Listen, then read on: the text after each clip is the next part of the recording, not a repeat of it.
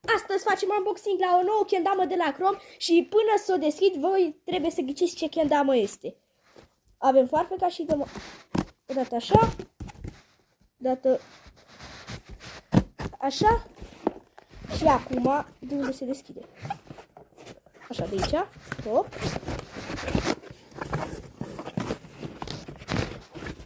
Ia să văd ce mai avem aici.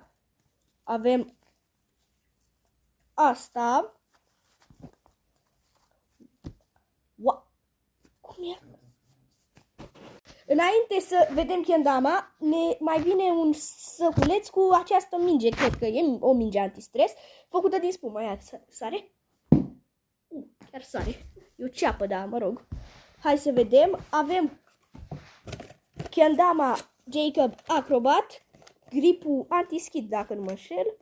Da, ia să deschidem.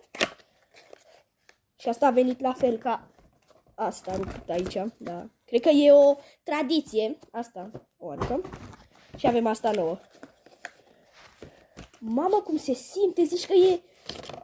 Ok. Dar înainte să trecem la frumusețea asta, vedem ce mai are aici. A căzut direct. Deci, mamă, câte stickere are. Și nu are la fel ca Chrome Pop, ia stați. Dacă vedem, la Chrome Pop are... Opa. Are ăsta așa, cu posterul ăsta, dar asta are doar o cutie. Puncte în minus, nu contează. Avem aici un sticker normal Chrome Pop, un cuțit, o ceapă și o kendamă, doar că în loc de tam are mingea antistres care nu mai știu unde e. Acum hai să vedem kendama.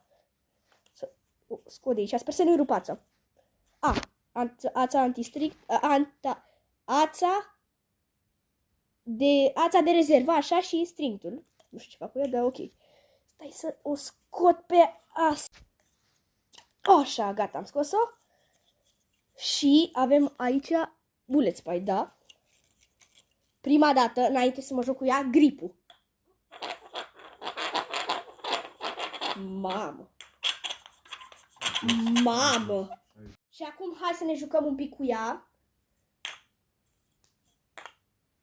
Mamă, ce bine se simte! Da, mă rog, vreau să încerc lunar, să văd dacă cu asta iese, că cu Chrome Pop nu-mi iese. Aproape. Da, trebuie să mă mai antrenez, că nu pot.